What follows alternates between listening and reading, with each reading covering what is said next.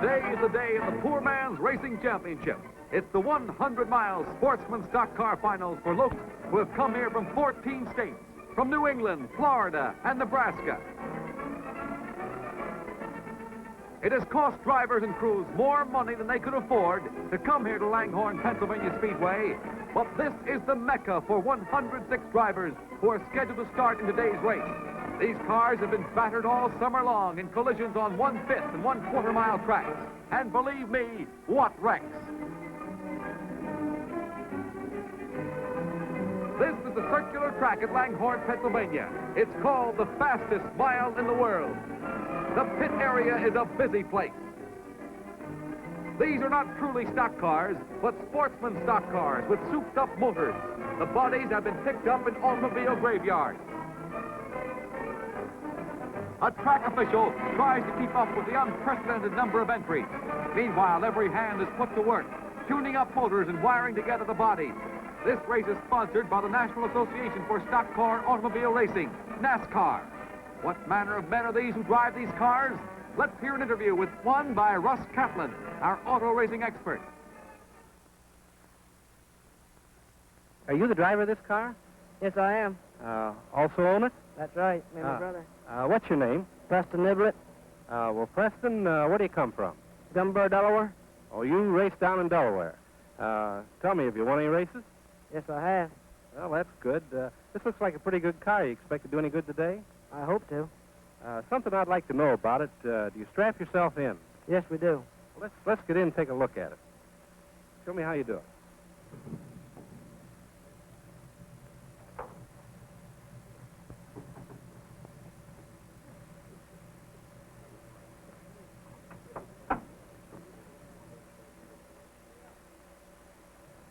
Well, that's the same kind of a strap they use in airplanes, isn't it? That's right. Well, now let's look at the front of the car. See what's happening up here.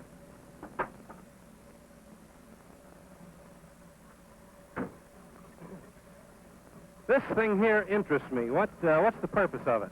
That's a screen to keep the dirt on the radiator, the real fine dirt, keep it clogging up on a long race. Yeah, I see the screen, but I mean all this heavy iron here. Well, that's protection if you hit somebody in front, and the other part of it is just for the whole screen up there, that's all. Oh, do you ever hit anyone? Oh, yes, once in a while I had a little excitement. Is this what's called a hot rod? That's right. About how fast would you say it would go, that is, straightaway speed? I'd say anywhere from 100 to 110 miles an hour. These drivers are hometown heroes, high point winners in the season's NASCAR-sponsored races on short tracks. Young speed demons like Wally Campbell here. Wally Campbell already has a crowd around him. Here's Russ Kaplan preparing to interview him. On my left is Wally Campbell, a champion of sorts, right, Wally? That's right. Where do you hold your championship now, Wally? Right now I'm leading points from Grand National. Well, that's the Grand... Modified. That's car. the Grand Champion. And on my right is Pepper Cunningham. He expressed it a few minutes ago. I don't know why you want to talk to an old-timer like me. Is that right, Pep? Well, right here I think you have the present and the past. Wally being the present, and I think I'm the past. Pep, haven't you won a race here? Yes, in 1946 I won a 100-mile championship race here, and in 48 I was second. Wally, have you won a race here? I won the last two. How are you setting today? I got the pole. That's right out front. Now tell me something, fellas. I know some fellows own their own cars and others drive for other people. How about yours, Wally?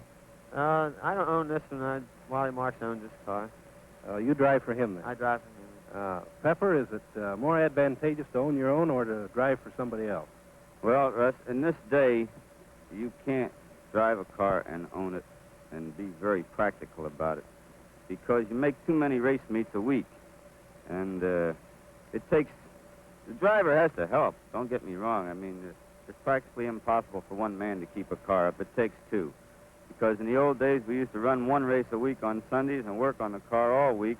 Now today, you run 5 or 6 days or nights a week, and you have maybe one day free to work on the car. When was this car new? This car was brand new this winter.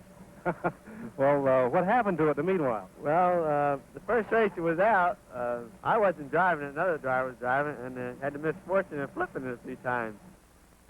Campbell and Cunningham managed to make a good living at this perilous business. And it's back to work on the Cunningham car after the interview as Russ Catlin moves down the line of cars in the pits. He spotted another outstanding driver. What's your last name, Steve? Danish. Where are you from, Steve? Troy, New York. Troy, New York. Well, you've got an automobile here that's very interesting. What kind of a motor does it have? Chevrolet. Most of them are Fords. Why did you pick a Chevrolet? Just to be different. Well, does it run? Yeah, it does. We've won 13 features with it. Well, I should say that is pretty good. Thanks a lot, Steve. Thank you, Rob. Let's move along the pits with Russ. Dick Egan? Where are you from, Dick? Bristol, Connecticut, sir. Dick, you drive all kinds of automobiles, don't you? Yes, I've driven midgets, big cars, stock, What do you do for a living, Dick? racing. You just race.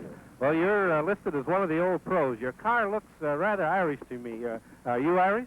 Yes, slightly. And my owner, mechanic, he's also Irish. Well, this Duffy and Egan, by golly, we're going to have to get an O'Reilly in here someplace. What kind of a motor do you have, Dick? This what we call a Duffy engine. A Duffy engine? Yes. It's a V8 engine, modified, of course, internally. The veteran Dick Egan and Campbell and Cunningham, whom Russ interviewed earlier, are perhaps 3 in 3,000 of these drivers who are dyed-in-the-wool racing professionals. Tires and wheels are checked carefully because on this mile-long track, these cars will be going a lot faster today than they have on the short tracks. This wife's a good sport about it. But these stay safely behind the fence. Crews are doing all they can to prepare these cars for their longest and most important race. Everybody is tense. So it's get down and get under. Every driver and crew hopes to win today. And so the crowd begins to gather at the Langhorne Speedway for this World Series of the souped-up jalopies. Some of today's speed addicts got their start with an investment of as little as $200. These determined drivers gather to learn the rules. The red and yellow flag means slow and single file after a serious accident. The yellow flag means to go slower and hold positions. The drivers listen carefully because if they don't abide by the rules, they may be disqualified. This is too important a race for that.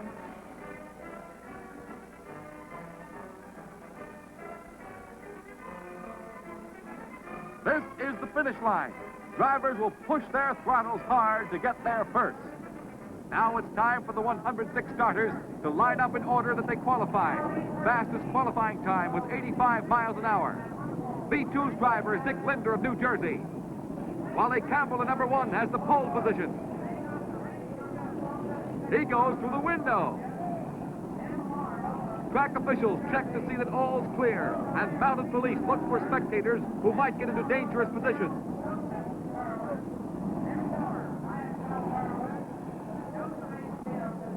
This picture is from the pace car, which is moving up to the head of the long line. The cars are strung out around most of the mile-long track. These souped-up motors must be held to 15 miles an hour for the pace lap, and there must be no passing until they cross the starting line after the pace lap. The flagman nervously surveys the large field. Wally Campbell in number 1 and Willie Turner in number 6 lead the parade. These men have been used to driving in second gear on short tracks, but with a mile to race on, well, they'll go into high gear today. Here they come, 106 of them. The race is on. Campbell in number 1 and Turner in number 6 lead the pack around that sharp curve. Look at that long string of racing cars. And Turner in number 6 moves ahead of Campbell. The first lap ends and Turner in number 6 overtakes the tail end of the field before it has crossed the starting line. Campbell in number 1 is still second. Campbell in number 1 is edging ahead of Turner in number 6, but not for long. The crowd and the partisan rooters in the pit see a terrific battle for the lead. Now Turner in number 6 edging ahead.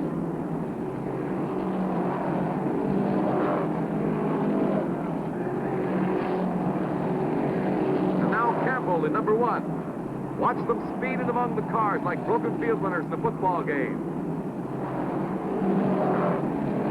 Turner on the inside of the track and Campbell riding high. The veteran Wally Campbell is pulling ahead. lead is his for sure now. Motor of number 1 that Campbell's so proud of is roaring ahead. McGrath in 54, Dick Linder in B2. They're bunching up now. Turner in number 6 is quite a way behind. These four can see cars begin to boil up. Some have had to quit already. This is not like the slam-bang races on the quarter-mile track. They're making pit stops in droves. The crews jump into action. One puts in oil, another water. Pit crews stay back for safety because cars are pitting fast. Number 76 looks hot. Look out there, a geyser. It's all over for him. Careful there, boy. Back up. You've got to have a clean windshield. The race goes on past him. Our interview friend Preston Niblett in 22D wheels alongside Wally Campbell. Number 1 pulls on ahead and threads his way through the crowded track.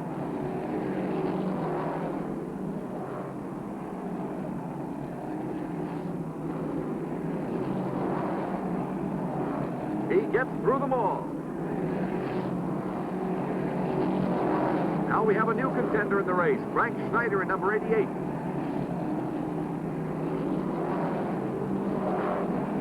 Schneider has really got going, and he's gaining on Wally Campbell in number 1. He's had that $1,000 first place money.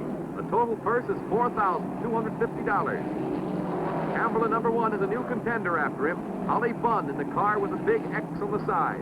Bunn, the Bristol, Connecticut boy, is squeezing ahead. Where out of that crowd did he come from?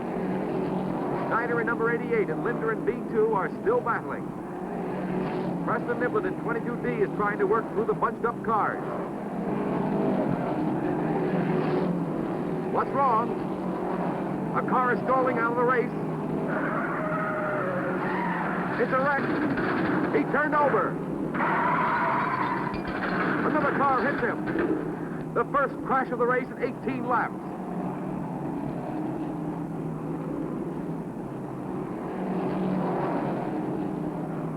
The NASCAR official waves the yellow caution flag. The cars slow down.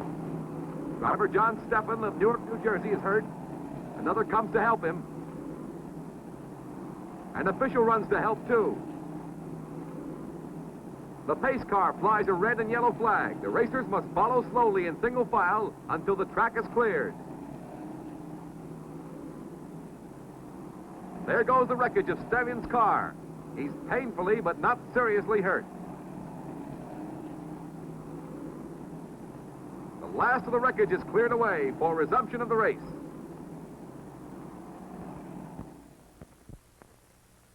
The green flag signals full speed ahead. And they're at it again. Ollie Bunn's ahead in X, but Campbell in number 1 goes alongside. They're neck and neck as they go into the sharp turn. Campbell's pulling ahead.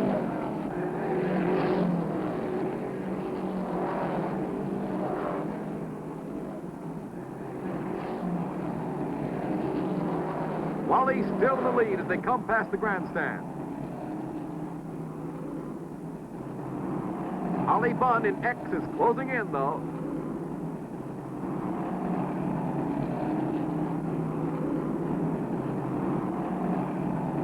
Watch this battle around the curves of this circular track. X is ahead.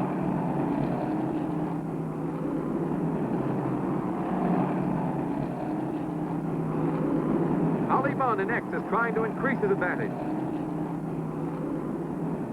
This race has everything. Bunn in X manages to gain just a little.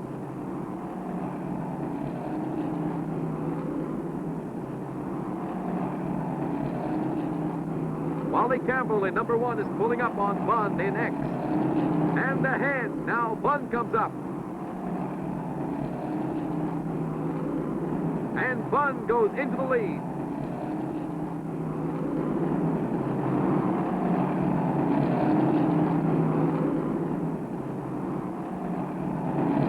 Happened to Campbell. Ollie Bunn in X is really surging ahead. Campbell has been left far behind.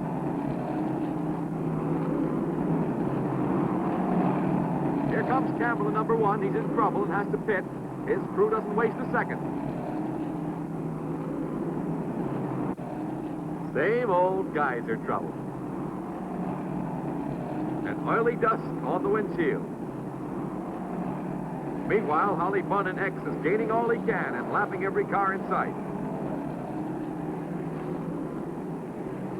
He passes 2 at a time.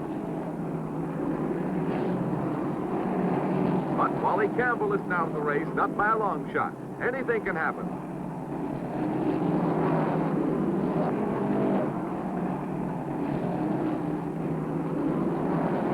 It doesn't take long to pick up speed. Right now, Holly Bunn in X has clear sailing out of the pack where he can make the best speed.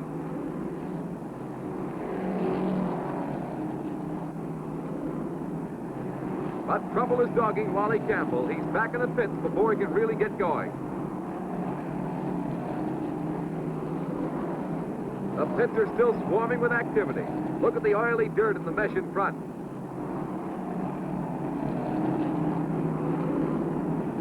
Something's got to be done in a hurry. McGrath's worked up ahead of steam, and number 66, the first steamer we saw in the race, goes back in again. Niblett in 22D and Dick Kohler in 352 speed pass. But Holly Bunn in X is way out there now. Another wreck. A car goes through the guardrail and into the woods.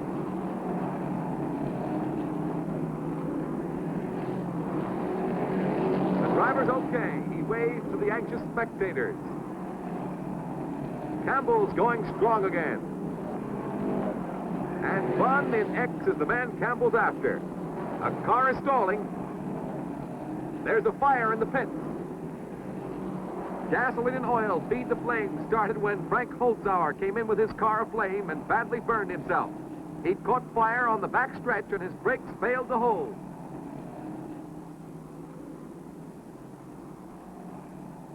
Say those men are going in after another car. Will they make it?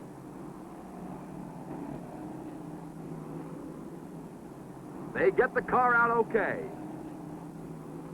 The red flag stops the race. Drivers can't see for the smoke. Firefighters have acted quickly, but keep their distance. Flames from an explosion burst high in the sky. The blast is terrific. Flames reach the fuel tank. Firefighters are doing their best to get the flames under control. Can they succeed so the race can be resumed? Well, we'll see.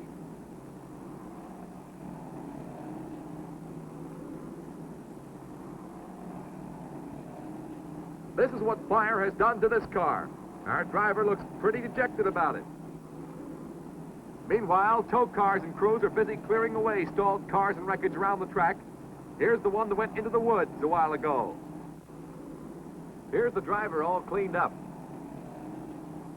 48 laps have been run. Half the 100 laps must be run before the race can be considered officially completed. They'll have to start again or it's no race. There goes another wreck.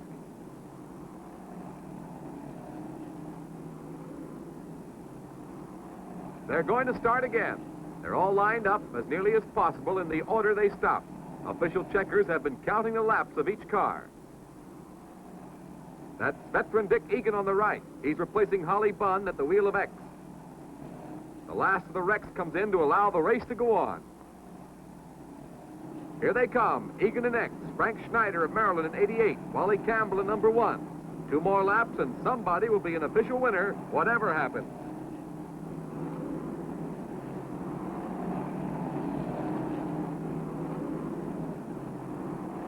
They're off again. Egan in X is keeping the lead.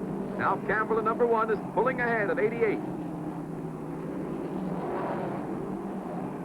Campbell in number 1 has second for sure now, but he has to gain 5 laps to overtake Egan. Well, that's possible. Egan's experience will be tough to beat, though. Schneider in 88 hasn't given up, and he's gaining. He's even with Campbell in number 1. This battle has been going on all afternoon.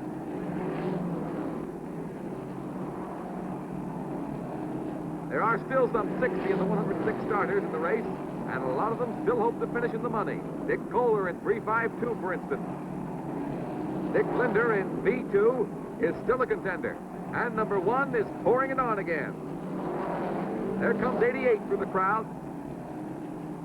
Campbell in number 1 holds the edge over Schneider in 88, but he has to give it all he's got. Look out. Well, that puts Schneider's number 88 out of the money. B2 is really driving now. He's one of the standouts in the crowd. Egan's skill is apparent. He could show off well in any race. But Campbell's the one who's in a hurry. He's heading into the field again with some 20 miles to go.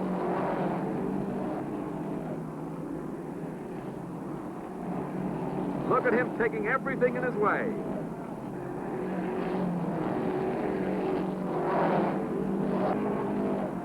And he gets through. Our cameraman is keeping a close watch on this curve. It's rough. Watch some of the cars as they hit ruts. From the pits, the blackboard signal flashes an okay. Is it really okay? A car hits the wall. Another hits him.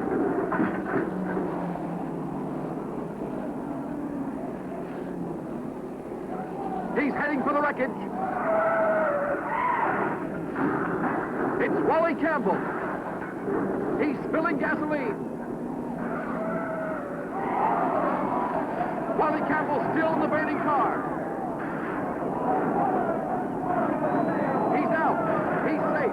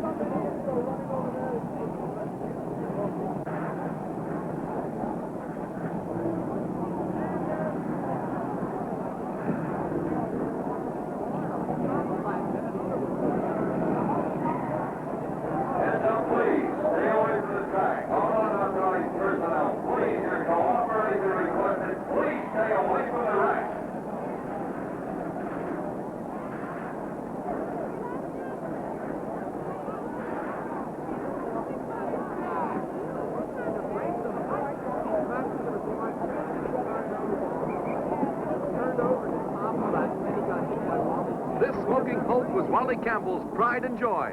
Fire has ruined it now. The race is over, of course, at 83 miles. Wally Campbell is given second place behind Dick Egan in number X. Down there, 10 cars are piled up. Ladies and gentlemen, this is the most spectacular wreck ever photographed in an automobile race. The driver of the car which first hit the wall, Don Black, has escaped with a compound fracture of the leg. You saw Campbell get out of his flaming car and go scot-free. Some of the others have been bruised, and that's all. Why did cars keep on piling into this mess? Well, some 50 of them were still in the race. Things happened so fast that they could not be warned, and driving in bunches, they sped around the sharp curve to be confronted by fire and wreckage. Some got through, some didn't. The drivers themselves can't really explain it. And thus ends the championship, the 100-mile Sportsman stock car race, one of the most thrilling speed events in history. Veteran Dick Egan receives the trophy in the gathering dusk at Langhorne Speedway.